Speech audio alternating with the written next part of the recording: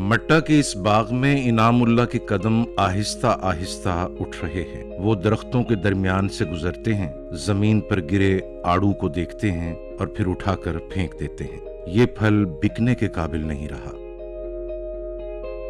इनामुल्लाह के इस बाग के दरख्त अभी अपने बेहतरीन साल में थे। कुछ रोज पहले मट्टा में होने वाली शदीद यालाबारी ने चंद घंटों में सब कुछ बदल दिया। दरख्तों पर जो फल बचा है उस पर बीमारी के निशानात हैं, पत्ते दागदार हैं और जमीन पर गिरा फल सड़ रहा है।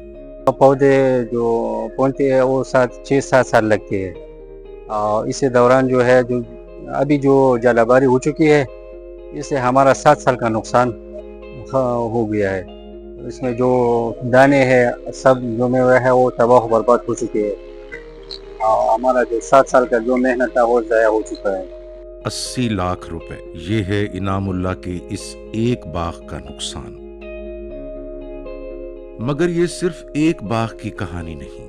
स्वात में 6,915 एकड़ पर आड़ू के बागात हैं। पूरे खैबर पख्तूनख्वा में जितना आड़ू पैदा होता है उसका 66% अकेले स्वात से आता है। आम साल में इस मौसम में यहाँ आड़ू की ग्रेडिंग होती है, पेटियां भरी जाती हैं और ट्रक मुल्क भर की मंडियों की तरफ रवाना होते हैं। इस मर्तबा वो फल जो पेटियों में जाना था जमीन पर पड़ा सड़ रहा है। मट्टा और गिरदोनवाह के दर्जनों बागात इसी यालाबारी की जद में आए। किसानों के मुताबिक मजमूई नुकसान करोड़ों रुपए तक पहुंचता है।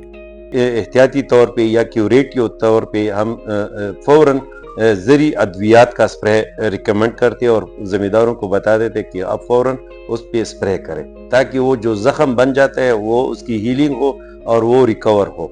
लेकिन बाज़ औक़ात वो ज़ख्म वो 100% रिकवर भी नहीं होता।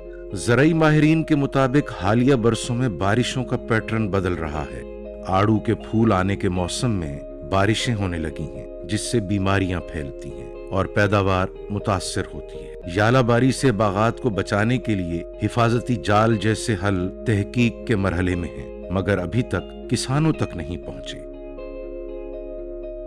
स्वात का आड़ू हर साल अप्रैल से सितंबर तक मुल्क भर की मंडियों तक पहुंचता है। इस बार फसल का बड़ा हिस्सा मंडी तक पहुंचने से पहले ही जमीन पर गिर चुका है। इनामुल्लाह अगले साल का इंतजार करेंगे, मगर अगली फसल के लिए वक्त चाहिए और इस बात की भी जमानत नहीं कि मौसम साथ देगा।